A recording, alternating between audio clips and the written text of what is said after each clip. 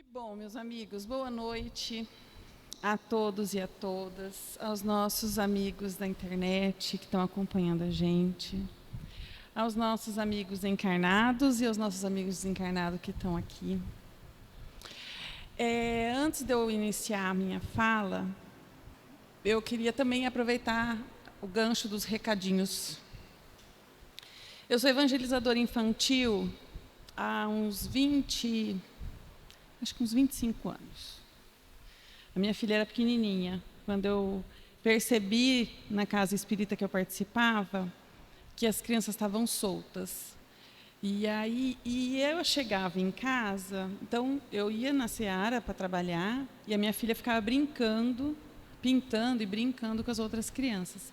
E quando eu chegava em casa, ela me perguntava sobre a doutrina. Mãe, por que é isso? Mãe, por que acontece isso? Mãe, por que acontece? O que é isso? O que é aquilo? E aquilo que me chamou a atenção. E eu falei assim, eu cheguei para o seu Nego e falei, seu Nego, a gente vai ter que mexer na casa. Porque quando eu chego em casa, a minha filha vem me perguntar o que a gente veio fazer na seara. E ela precisa viver a seara, viver a experiência de estar ali dentro. Então, acho que está na hora da gente montar um grupo. E aí eu percebi que outras pessoas, né, também, aí os outros amiguinhos. E eu comecei, era a minha filha, daí a Tude, os dois meninos, as crianças, os meninos da Tude, né, da Gertrudes, começaram comigo, foi juntando, nós começamos com 4 alunos, no final do ano nós estávamos em 18 crianças. 18 crianças. No outro ano, a gente teve que abrir 2 turmas, separando pela idade. E aí, eu comecei a estudar o material da pedagogia espírita, e as crianças que ficaram comigo, a partir dos 6 aninhos, mais ou menos, que elas começaram, elas foram até na mocidade. E hoje, eu fui dar uma palestra também, lá na Inalda, esses dias. E quando eu entrei lá, quem estava fazendo a harmonização do ambiente era o Bruno, que foi meu aluno na evangelização infantil, que começou comigo com 6 anos. E hoje ele que faz a parte de harmonização do som e faz a prece inicial. Aquilo me deixou extremamente emocionada, porque aquela plantinha que a gente começou a regar, a pitidiquinha, hoje ele conseguiu se encontrar. E graças também a um outro orgulho, eu tenho muita honra de falar isso. Todas as crianças que passaram por nós na evangelização infantil conseguiram fazer boas escolhas na sua vida. Então, a Malu, que era uma grande amiga minha, muito querida, ela desencarnou, e os 2 meninos dela, adolescente. E foi o grupo de jovens, foi o apoio emocional e espiritual da nossa casa e de todo o arcabouço, né, que a gente dá, que ajudou muito aquelas crianças a conseguirem se reerguer, a se reestruturar. Então, quando a gente fala de evangelização infantil, não é um ambiente para a criança ficar lá pintando e descansar a cabeça do pai e da mãe enquanto a gente está fazendo a palestra aqui. É um lugar onde nós somos responsáveis pela educação dessas crianças, aonde educadores do plano espiritual, dos educandários de Meimei, vêm para auxiliar e despertar na memória espiritual de cada uma daquelas crianças os seus desígnios, os seus propósitos, as suas alianças espirituais que foram desenvolvidas. Então, é extremamente importante, tanto nós, enquanto pais, avós, tios, trazermos as crianças com um compromisso que nós assumimos espiritualmente com eles, de proporcionar para eles o encaminhamento adequado conforme o planejamento espiritual que eles fizeram, é extremamente importante para que a criança consiga se situar e fazer as suas boas escolhas de acordo com o planejamento reencarnatório deles, e extremamente importante para a equipe espiritual poder trabalhar. Então, eu só quis fazer essa observação porque eu tive a honra da Valéria me convidar para olhar a sala e a gente ajudar a montar. E como nós temos também uma grande equipe de profissionais da área da educação, da Federação Espírita, que desenvolveram vários manuais, Manual do Educador Evangelizador, é onde a gente pega esses manuais que tem por faixa etária atividades lúdicas, dinâmicas, então que traz para a realidade da criança realmente aquilo que ela precisa desenvolver. Então, vale a pena. Hoje eu tenho lá em Birigui a turma de evangelização infantil, encontrei com o Baroni lá outro dia. Da minha turminha, nós começamos com 3 crianças, hoje nós estamos com 14. Então, semana passada foi um olé juntar aquela molecada, mas nós estamos conseguindo. E esse é um grande trabalho que nós temos que desenvolver. A minha outra, e aí não seria um recado, mas um relato de experiência, e que se puder, para que cada um daqui possa também abrir, e aí nós já vamos entrar no tema do nosso estudo de hoje, porque eu não sou palestrante. O palestrante é o Valdir, é o Baroni, a Valéria, a Regina, o Rogério. Eles são palestrantes. Eu não sei fazer palestra ainda, estou estudando. Então, eu pego o Evangelho, faço as minhas anotações e venho aqui conversar e fazer reflexão. E, para iniciar, então, essa minha reflexão, eu vou contar para vocês como é que eu cheguei aqui. E eu tenho muita honra, porque vir hoje aqui, fazer esse trabalho, subir aqui, recebi até um mimo lindo do pessoal da casa, me deixa muito, muito feliz. No meio da pandemia, eu estava passando por uma crise emocional horrível, como todo mundo, né? Mas eu estava assim, em uma depressão, meu relacionamento muito conturbado em casa, eu não estava conseguindo dar conta. A questão financeira da gente ficou muito desestabilizada também nessa época, né? Eu cheguei em desespero nessa casa. E a gente estava naquela fase de fecha, abre, fecha, abre, fecha. E aquele dia ia ter uma palestra, eu não sabia quem era palestrante, eu passei aqui na frente, falei assim, eu vou entrar. Pelo menos para eu rezar, porque não estava tendo passe, que os passes eram coletivos, eram poucas pessoas que podiam entrar, porque as cadeiras estavam espaçadas. Eu falei, não me importa, eu vou entrar. E eu estava em desespero, eu já fazia vários dias que eu estava assim, sem dormir, chorando muito. Eu entrei, sentei e fiz as minhas preces, fiz as minhas orações. E aí a Nani estava aqui, a Nani é uma conhecida minha. Ela falou, vai ali, conversa com a Valéria, fala, vê se dá para você. Os grupos não voltaram ainda, mas se tiver algum grupo de estudo e você quiser voltar, conversa com a Valéria. E ninguém me conhecia na casa. E eu fui recebida de braços abertos.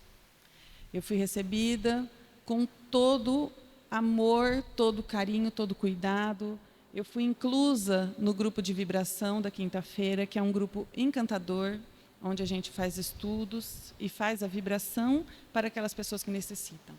E eu fui naquela vibração naquele dia para receber. Eu fui para receber, mas eu fui tão abençoada, que aquilo me inundou. E em tão pouco tempo eu já tenho a oportunidade de estar aqui, né, falando e participando do ESD com o grupo, e podendo estar envolvida na casa. E essa oportunidade foi dada não para mim, mas para nós. Então, cada um que está sentado aqui nessas cadeiras hoje tem a oportunidade de se aprofundar na doutrina, de receber o nosso abraço, que agora eu falo que é o nosso, porque agora eu também estou mais equilibrada e apta para dar um abraço e sorrir. E abrir os braços e vamos juntos, né? E vamos nos unir. E aí eu começo, aqui agora já entrando no nosso estudo, quando a gente vai fazer a vibração, a primeira coisa que a gente faz, o que é? Fechar os nossos olhos, né? E o estudo de hoje que eu trouxe, está no Evangelho, né? No Evangelho segundo o Espiritismo, que é uma das nossas obras fundamentais, é o nosso manual de instrução da vida, que é a partir do Evangelho que a gente consegue extrair as experiências de Jesus as vivências dos nossos irmãos, os relatos de experiência deles para nós, e como é que a gente pode encontrar um caminho mais confortável aqui na Terra. Apesar de sabermos que nós viemos aqui com vários propósitos dificílimos, né? Alguns conseguem passar por esses propósitos com mais facilidade, outros com menos facilidade, mas todos são muito difíceis e doloridos. Mas o nosso objetivo é passar por essas provas e por essas expiações. Então, no capítulo 8 do Evangelho segundo o Espiritismo, eu acho ele lindo, maravilhoso, nós vamos falar do bem-aventurados que têm o coração puro. E quando Jesus fala, vinde a minhas criancinhas, né? Vinde a minhas criancinhas, por causa da simplicidade e a pureza do coração. É por isso que Jesus faz essa referência para as crianças. Mas o curioso desse capítulo, e que eu acho lindo, e eu já li diversas vezes e estou estudando ele ainda, e cada vez que eu leio, eu descubro uma coisa mais interessante, é nas instruções dos espíritos. Quando uma senhora, quando Kardec estava compilando tudo isso, e quando Kardec estava fazendo diálogo com a espiritualidade para fazer todo esse material para nós, uma senhora que era portadora da deficiência visual, né, uma senhora cega, pede uma explicação para a espiritualidade maior por que ela tem aquilo. E se dá para fazer um milagre para ela. E aí a espiritualidade maior faz a resposta para ela sobre isso.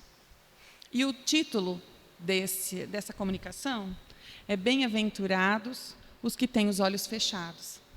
E aí eu coloquei esse o título hoje do nosso estudo, Bem-aventurados os que têm os olhos fechados. Então, para a gente começar essa experiência da reflexão, eu vou pedir para todo mundo fechar os olhos. Vamos fechar os nossos olhos? Todo mundo. Vamos fechar os olhos. E qual é a primeira impressão que cada um está tendo nesse momento? Você percebeu qual foi o último olhar que você teve? Qual é a última pessoa que você viu e viu o olho dela? Você consegue perceber a sua roupa tocando no seu corpo? O ventinho do ventilador? A posição das suas mãos? A posição das suas pernas? Você consegue sentir suas costas encostando na cadeira? A textura dessa cadeira? Você consegue lembrar que cor que são as persianas aqui da casa? Tinha água fluidificada em cima da mesa quando você entrou? A porta do passe estava aberta ou estava fechada? Estava tocando música? Tinha gente na recepção? Qual foi o último sorriso que você teve? Que você lembra do último sorriso que você viu hoje?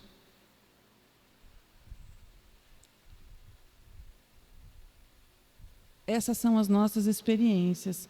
Bem-aventurados os que têm os olhos fechados, são as verdades da nossa alma. O que a nossa alma registrou durante todo o nosso dia, durante todos os nossos momentos. Podem abrir os olhos devagar. E se você lembrou de tudo, ou você conseguiu perceber, você já está entendendo o que Jesus veio fazer aqui na Terra. Ele não olhou para nós enquanto pessoas físicas, e não olhou para a nossa carne. Ele olhou para a nossa alma. E ele ainda olha para a nossa alma. E todos os nossos irmãos desencarnados que estão aqui trabalhando, aqueles que estão recebendo atendimento, estão começando a entender. Aqueles que estão sendo recolhidos ainda vão entender. Mas aqueles que já estão trabalhando, ele não se importa com a cor de roupa que você veio. Ele se importa com como está a sua alma. E é isso que o nosso irmão fala nessa mensagem, nessa psicografia. Se você tem os olhos fechados para aquilo que pode te trazer transtorno, que bom para você. Se você não vê o defeito do outro, bem-aventurados. Que bênção que a gente não vê as coisas erradas, as coisas ruins. Que bom que a gente consegue olhar com os olhos da alma, que é o olho do amor, que é o olho que não tem preconceito, que não vê classe social. Não importa se a gente veio a pé, de moto, de carro, de coletivo. Não importa. Importa que nós estamos todos aqui abrindo nossos corações. Tem uma música na evangelização infantil que a gente canta, que é uma graça. Fecha a janelinha dos olhos, abra a do coração. Deixa Jesus entrar, pois Ele é nosso irmão. A gente canta essa música, quando as crianças estão pegando fogo, eu começo a cantar essa música, eles começam a acalmar, que é hora de rezar. Aí eles começam a ficar mais calminhos. Fecha a janela dos olhos e abra a do coração. Vamos nos ver como irmãos.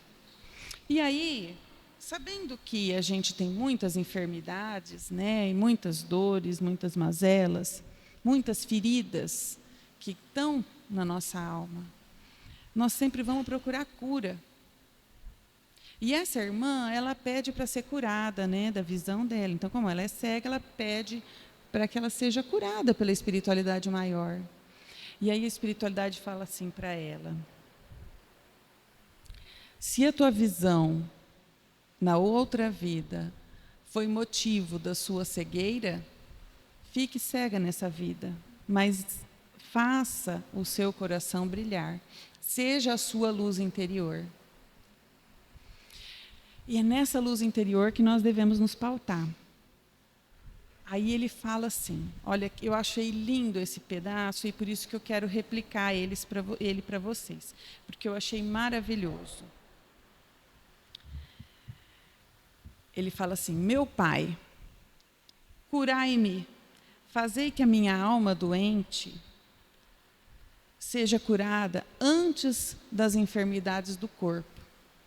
E aí, gente, as nossas dores, primeiro elas são alojadas no nosso espírito. Nossas tristezas, as nossas amarguras, elas são reproduções que estão na nossa alma e vêm para o nosso corpo físico. Então, um câncer de mama hoje, um câncer de colo de útero hoje, uma dor no joelho, dor no ombro, dor de cabeça, são as dores da alma. E que a gente não conseguiu curar.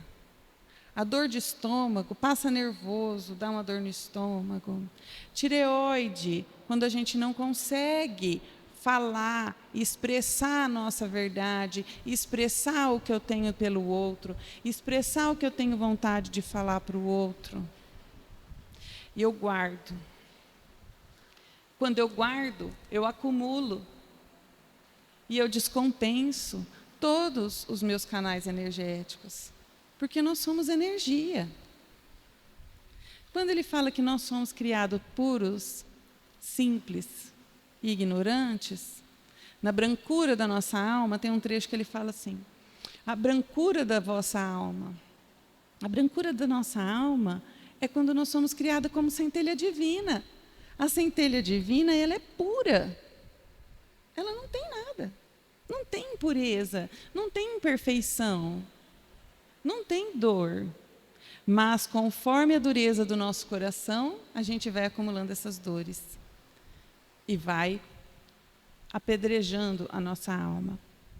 E a gente vai acumulando. Então, é um dia que eu engulo um sapo, outro dia eu engulo outro dia eu engulo outro. Aí, de repente, eu tenho uma melancia aqui que eu falo...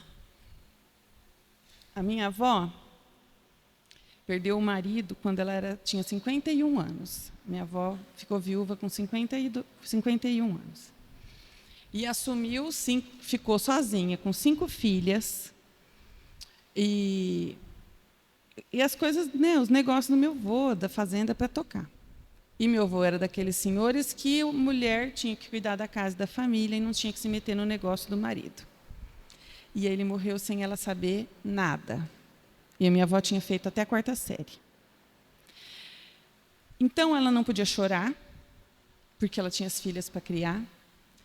Era um monte de gente indo lá, seu marido está me devendo, eu tenho que fechar negócio, tenho que pagar a conta, tenho que fazer... E ela não sabia. E assim, passou-se os anos e ela teve que ser forte. Ela teve que ser firme. Depois de 20 anos, ela perdeu uma filha. Uma filha, a filha número 4. Faleceu, desencarnou num acidente de trânsito. Aí eu vi ela chorando. Ela chorou 2 anos seguidos, todos os dias, dia e noite. A minha avó chorava dia e noite, todos os dias, dia e noite, todos os dias. Ela desencarnou na pandemia, no meio da pandemia de Covid, sem falar o nome dessa minha tia, porque ela não conseguia. E eu me lembro dela, falava assim, eu tenho uma coisa aqui, ó, já fez tudo quanto é exame, mas eu tenho uma coisa aqui que ninguém sabe que coisa é essa. E a gente falava, essa coisa é tristeza. É tristeza. O que tem? Fez raio-x do pulmão, fez não sei o quê, blá, blá, blá, blá. Mas tem uma coisa aqui que não sai, é uma coisa. Já falei para o doutor, essa coisa aqui que eu tenho. Tomava remédio de pressão, a coisa não saía. E não ia sair. Não ia sair. Porque essa coisa era tristeza. E se a gente não cuidar dessa coisa que nós temos, que um dia é dor de garganta, outro dia é dor no estômago, outro dia é infecção urinária, outro dia é dor no joelho, outro dia é dor no ombro, enxaqueca. Se a gente não cuidar dessa coisa, a nossa alma vai ficando doente cada dia mais. E como a gente faz para curar? Amar. Amando. Primeiro lugar, amar a si mesmo. E ele fala aqui. Como nós podemos viver essa luz? Se amando, sentindo, reconhecendo. Ah, mas essa dor foi o outro que colocou em mim. Não dá. Se a gente não tiver com a janelinha aberta, não vai entrar. A dor do outro não vai ser despejada em mim se eu não tiver com a minha janela aberta. Se eu tiver com a porta aberta, ela vai entrar. Se eu tiver com a minha portinha fechada, ela não vai entrar. Então, todo o lixo emocional que nós carregamos, toda a tristeza, toda a dor que a gente carrega na nossa alma, ela é de responsabilidade nossa. E se a gente não limpar e cuidar, a gente vai cristalizando ela dentro de nós. E a enfermidade espiritual, ela começa no espírito, seja nessa vida, seja na outra. Quem já nasce com essa condição, então, uma criancinha que nasceu com uma deficiência física, uma pessoa na maturidade que desenvolve alguma doença, que acontece um acidente de trânsito, perde uma perna, ou que fica com algum problema de saúde, desenvolve algum problema de saúde, enfim. São causas das aflições das outras vidas. Então, nós precisamos expurgar isso. E o que é expurgar isso? O nosso espírito veio com essa condição nessa vida para conseguir limpar. Essa carne é um filtro. Por isso que eu pedi para que a gente fechasse os olhos e se conectasse com o nosso espírito. Porque o que o nosso espírito vê, a bondade no coração das pessoas. Tem gente que só vê o mal, né? Se você fala assim, você viu... Eu vi uma postagem da Ivete Sangalo, né? A Ivete Sangalo desceu do trio elétrico, e foi lá no meio do povo. Aí minha irmã fala assim, você viu que louca? Olha, coitado daquele homem, ela subiu no ombro do homem, coitado do homem, ele não estava nem conseguindo andar. Aí a moça que trabalha em casa fala assim, nossa, mas é de arrepiar, né? É tão bonito ela fazendo isso, ela indo lá no meio do povo e tal.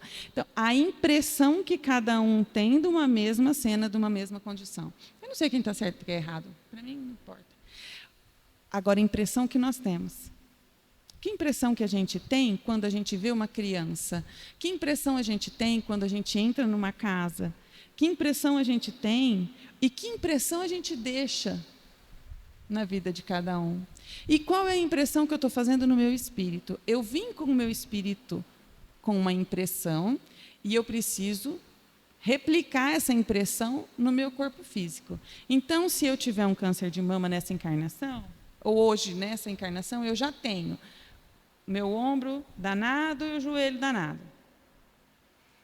Fui eu. Não tem nada que ninguém pôs. Fui eu. Eu que não conseguia falar não para as pessoas. Eu que pegava para mim para resolver tudo em casa. Eu que não compartilhava. Eu que ao invés, não quero brigar com ninguém, então eu fico quieta. Só que eu ficava quieta e guardava. Eu não ficava quieta e deixava para lá. Filtrava, fazia uma comunicação assertiva. Não. Eu escutava, não brigava, mas guardava. Guardava e ficava em casa. Tereré, tereré, tereré, tereré, tereré. E aí essa dor começa a vir. Aí sobe a pressão, descompensa a diabetes. Aí a gente fica da batedeira. Aí você chega no pronto-socorro, não tem nada, está tudo bem. Mas eu estou me sentindo mal. Mas você não tem nada. O que você está tendo, então? Mal-estar emocional. Uma impressão descompensada. Suas energias se descompensam. Por quê? Porque os seus olhos estão abertos para aquilo que não interessa para o seu desenvolvimento espiritual. Se a gente fecha os olhos para aquilo que não interessa para o meu desenvolvimento espiritual, eu só vou crescer. Se vocês verem, quem assistiu O Mensageiro, que é lindo, né? Um filme divino. Apesar de eu ter visto algumas críticas, eu achei o livro importante e muito pedagógico. Naquele trecho, no finalzinho do vídeo já do filme, quando os mensageiros estão ali, né? Eles estão sendo preparados a ser mensageiros, na verdade. Eles ainda não são mensageiros, né? Eles estão sendo treinados para ser mensageiros.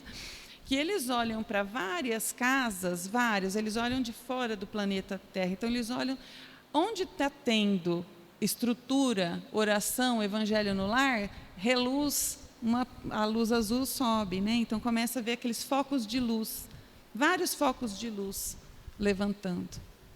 Nesse foco de luz, eles não sabem se é homem ou se é mulher, se é negro, se é índio, se é branco.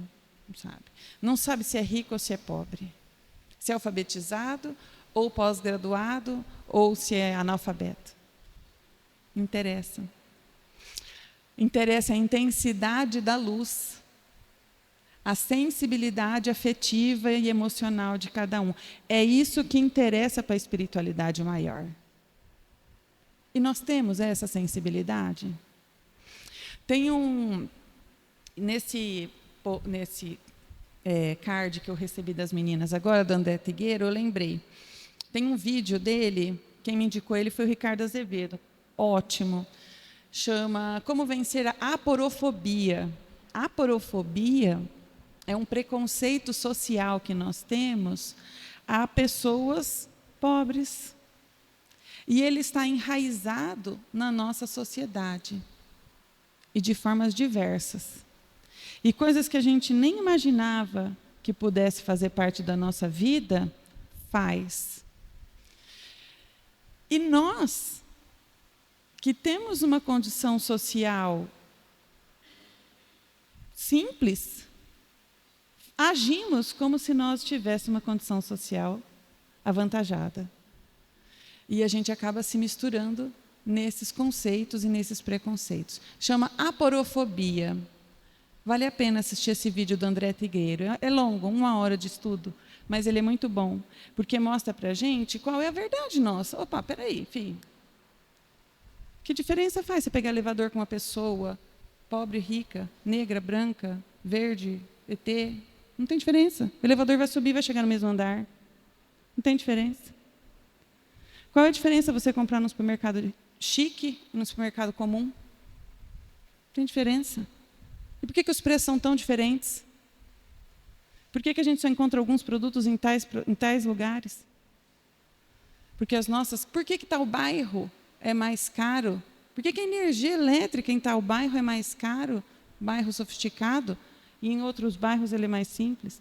Por que material de construção em obras populares são usados materiais segunda linha e em obras condomínio fechado você só tem materiais de primeira linha? Então nós acabamos nos acostumando com essa cultura. Mas isso não faz parte do nosso espírito. Não vai fazer diferença nenhuma para nós se nós fizermos o evangelho no lar, no chão batido ou no porcelanato. Vai fazer diferença a intensidade da nossa luz, a sensação que nós vamos despertar. Faz muita diferença se eu comer num restaurante e olhar do lado e uma criança passando fome do meu lado, na calçada. Aí vai fazer muita diferença. E eu não consigo passar por isso desapercebida. Eu não consigo passar na rua e ver uma pessoa comendo lixo. Eu não consigo. Eu preciso voltar e chamar ela, mesmo que esteja noiado, louco. Eu não tenho. Não existe. Eu dou aula na Fundação Casa, eu vejo coisas assim, surreais. Crianças que nunca pegaram um pincel. Um menino com 16 anos nunca tinha comido um sonho de valsa. O primeiro sonho de valsa que ele comeu foi eu que levei, Valdir. 16 anos. E a gente compra pacote, né? É inconcebível. É inconcebível. Essa é o nosso olho. Vamos fechar os nossos olhos para quê? Para que não me interessa ou para aquilo que vai fazer diferença na minha vida? Essa é a nossa verdadeira tarefa aqui na Terra, gente. Os nossos olhos são os olhos da alma. Ver com os ouvidos de ouvir, ver com os olhos de ver. Quando eu tenho uma mazela, eu preciso observar essa mazela, observar essa dor. Com os olhos fechados da carne, eu consigo sentir. De onde está vindo isso? Por que eu estou sentindo isso? O que me incomodou? Será que é o meu orgulho? Será que é a minha vaidade? Será que eu sou tão arrogante assim ao ponto de não aceitar o que ele me falou? Será que realmente eu sou briguenta? Será que realmente eu faço mal? Acho que eu tenho que revisar meus pensamentos. E aí eu me perdoo. Eu preciso me perdoar primeiro. Esses dias eu fui ríspida com a minha mãe. E eu estava errada. Eu cheguei cansada da fundação, nervosa, irritada. Os meninos tinham brigado. Aí eu tinha que fazer relatório. E toda vez que tem alguma coisa assim, a gente fica tensa, né? E eu cheguei em casa, minha mãe tinha me ligado, eu liguei de volta. E eu estava ríspida. Eu estava. E ela ficou brava comigo. Você fica com suas grosserias, pelo amor de Deus, e desligou o telefone. No primeiro momento, eu fiquei com raiva dela. Estou brava. Depois, eu fui me dando conta de que realmente eu estava brava, que eu estava irritada, eu estava nervosa. E que eu precisava tomar conta do meu ser antes de despachar e desprezar e fazer e brigar. Fui, respirei fundo, tomei um banho, enfiei o rabo no meio das pernas e liguei de novo. Pronto, mãe, agora eu estou mais calma, tomei banho, o que aconteceu? Se eu não faço isso, ela ia ficar 2, 3 dias ruminando aquilo. A gente ia ficar estremecida e a gente ia ficar numa situação difícil, e acumulando as dores, a coisa ia acumulando. Acumula hoje mais um pouquinho de coisa aqui dentro. Podia ser ela um dia fazer. E a gente tem que ter essa humildade. Olhar para si, respira, presta atenção. Você está com dor no joelho? Você está com dor no pé? Você não está conseguindo enxergar direito? Você não está conseguindo respirar? Você não está conseguindo falar? Você está sentindo dor nas costas? Sente. Perceba o seu espírito gritando o que está acontecendo. E aí você dá continuidade para você reparar naquilo que você precisa reparar. Porque é muito mais fácil a gente acumular os débitos do que a gente expiar. Então, quem está passando pelas essas provações difíceis do câncer, que hoje é muito comum para todos nós, né? É uma provação difícil. Mas é a melhor. Do ponto de vista nosso, nossa, que horror! Horrível pessoa com câncer, é verdade. Do ponto de vista nosso. Do ponto de vista do Pai, uma bênção, porque ela está limpando o espírito dela. E aí ele continua falando isso. Que bom. Agradeça a Deus os seus olhos fechados, porque você vai conseguir sentir o seu espírito. Então agradeça a cada dorzinha, unha encravada, gripe, mal-estar. Agradeça para depurar a sua alma. E você fazer as pazes com você mesmo. E se perdoar de cada coisa que a gente acumulou dentro da nossa alma e acumulamos no nosso coração. Fruto do nosso egoísmo, do nosso orgulho, da nossa vaidade, né? Porque essa cegueira da nossa alma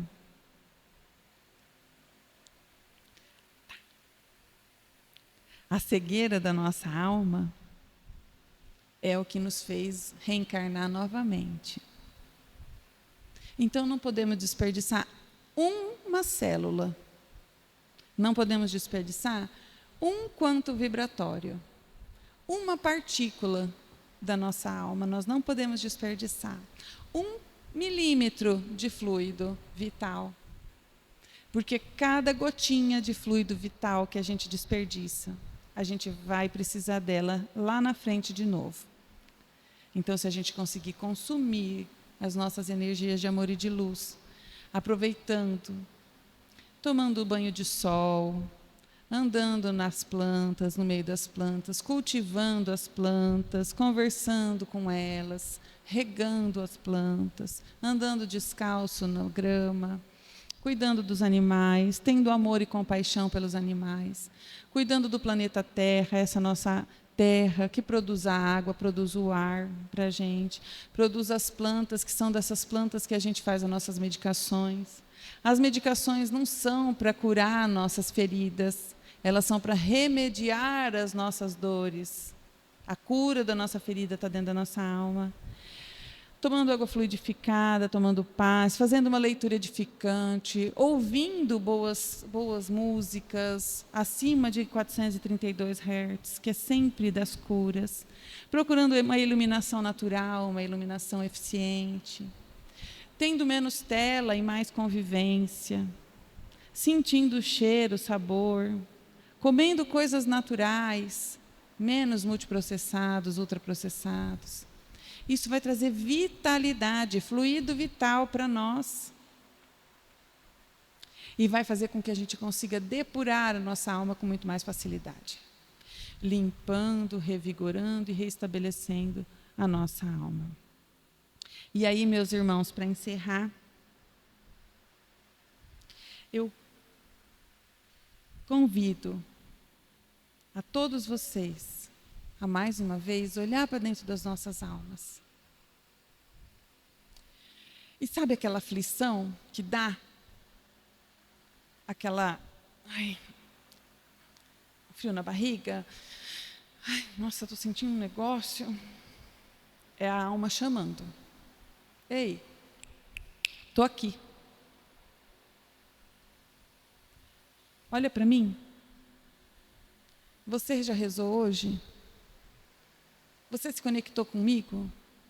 Você está lembrando de respirar e de tomar água? Você está lembrando que você está aqui por minha causa? nós estamos encarnados para limpar a nossa alma, para curar a nossa alma. E a cura da nossa alma está dentro de nós. Deus, Jesus, não fez os milagres se não fosse pela nossa janela aberta. Então, para que a gente consiga libertar a nossa alma, libertar o nosso espírito de todas essas dores e amarguras que a gente tem, nós precisamos fazer orações e olhar para dentro da nossa alma. Essa foi a nossa reflexão.